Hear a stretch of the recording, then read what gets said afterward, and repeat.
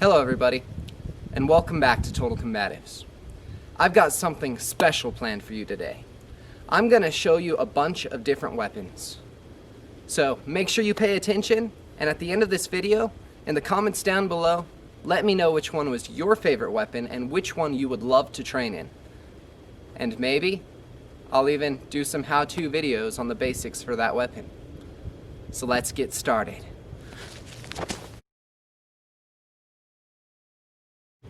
Let's start with the well-known weapons, the stuff you've already seen before, and then we'll save the special, unique stuff for last. That way it's a little bit of a cliffhanger for you, and you don't get bored if I do all the unique weapons first, and then I start to get into the stuff you've already seen before, and you're like, it's not worth watching anymore. So, yeah, I don't know. Maybe it's not fair. I'm gonna do it anyways, and hopefully you'll still subscribe to my channel and give this video a thumbs up. So I have here a staff. This is a short staff. It's not your traditional Japanese bow staff, which would be my height, but it's a nice thick staff. It's a lot like the Irish stick fighting, Irish staff fighting, kind of like a quarter staff. Yeah, this is a great weapon. It's probably one of the most realistic, real-life situation, second to maybe a knife, because unlike a sword or a lot of the Japanese, Chinese weapons, you don't just carry them around all the time and you can't find them lying around in a self-defense situation. But let's say you're out, hiking, walking, especially when you're old, maybe you've got something even a little smaller like a cane or something. Or maybe it's even a broom that's laying around your house. You never know. The real-life applications of the staff are tremendous. But yeah, there's lots of cool stuff you can do with the staff. It's a great weapon, especially for beginners. So yeah, I have here the staff. I have here the hand-and-a-half sword. It's a medieval style sword. It's pretty heavy, one of the heavier swords. Not quite as heavy as a great sword or a great war sword, which would require a lot bigger grip, but it's one of the heavier type of swords. It's a little harder to maneuver than a dagger, a waster, or a Japanese style jim, or katana and wakizashi and those type of swords. It's got a lot of power, and it kind of had to, because in medieval Europe, knights wore really thick steel armor or chainmail, and something that was really light wouldn't have the power to penetrate through that stuff. But this, even if it didn't necessarily cut, could still do a lot of damage just because of the force of the blow. So yeah, this is the hand-and-a-half sword.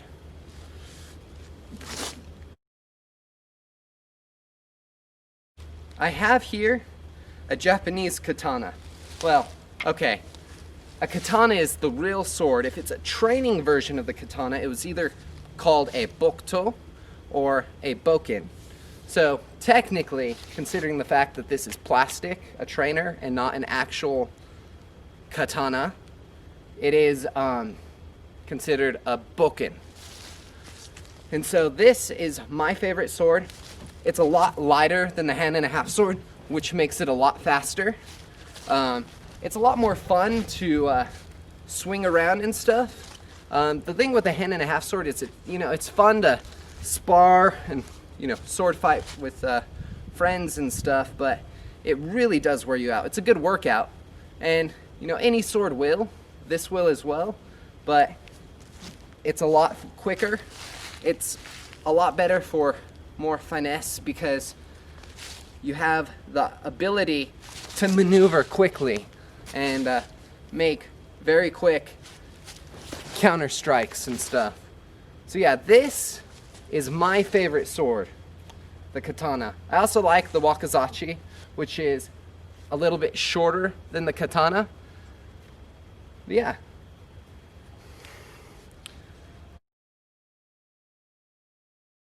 What I have here is a dagger.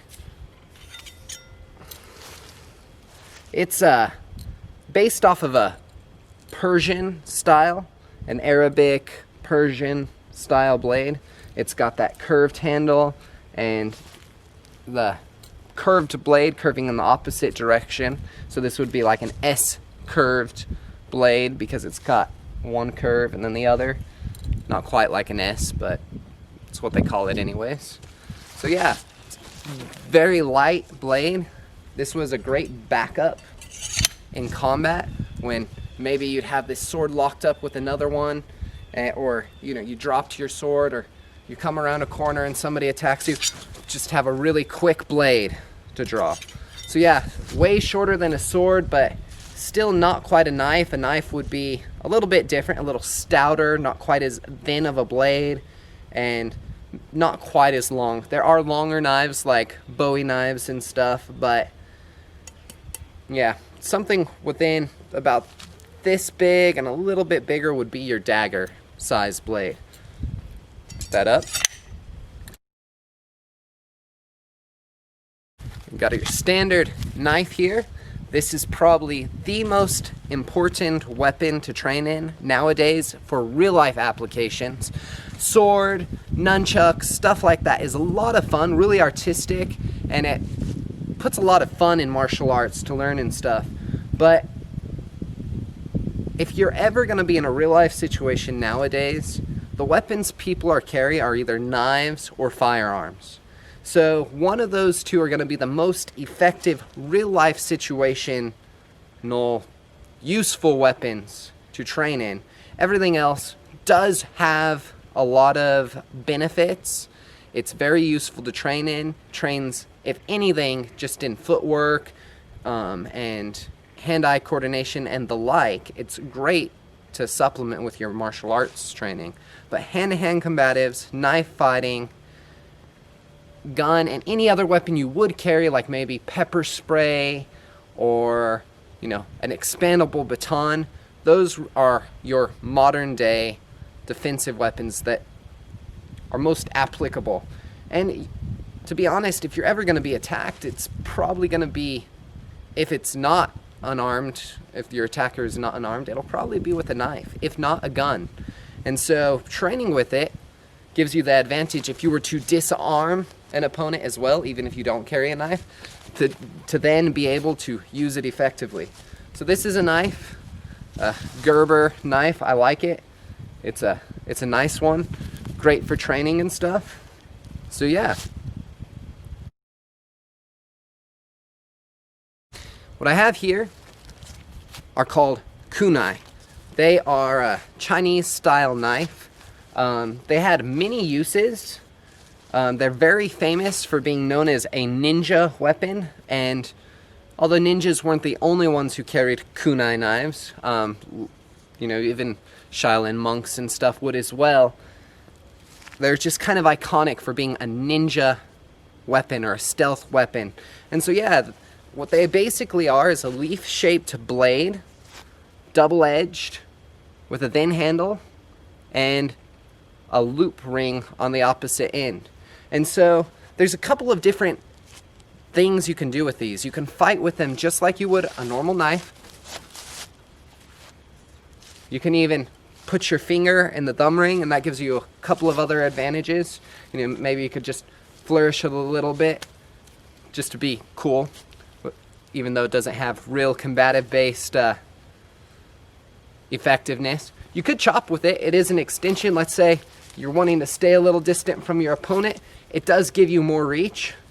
Let's say he thinks you can't reach him, and then boom, you fling it out and cut his knife hand or something and disarm him that way. So that's one way you could use the ring when fighting with the knife by hand. There's also a couple of other uses as well for the kunai. They were used as throwing knives. And then another benefit to having the ring is you could actually put this on the end of a rope and swing the rope around, and you would have what is referred to as a rope dart, which is a weapon I will be showing you shortly. Here's the rope dart. If you've seen many of my other videos, then you already know what this is. It is basically, and you know what? I don't think I've ever really showed you guys a close-up. It is basically a 4-inch dart that's really sharp at the point. Some darts would have been sharp like knives too. I showed you those kunai knife blades earlier. They would basically attach that to a rope and have the same thing. But so the anatomy of a rope dart is basically a dart followed by chain and then a rope with a flag on the end as well. And so you could use this as a kind of a whip or a bulgin and strike like that, or you could dart somebody by spinning it and stabbing at them. So you can do a lot of cool tricks with it. It's probably the most expressive weapon because there's so many different tricks and stuff you can do with it. It's a lot of fun.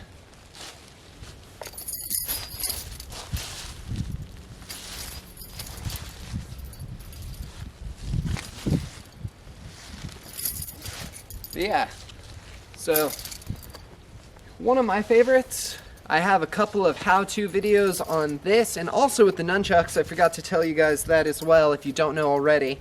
So if you're curious in learning how to swing the nunchucks around or how to use a rope dart, I have some videos here on YouTube on my channel.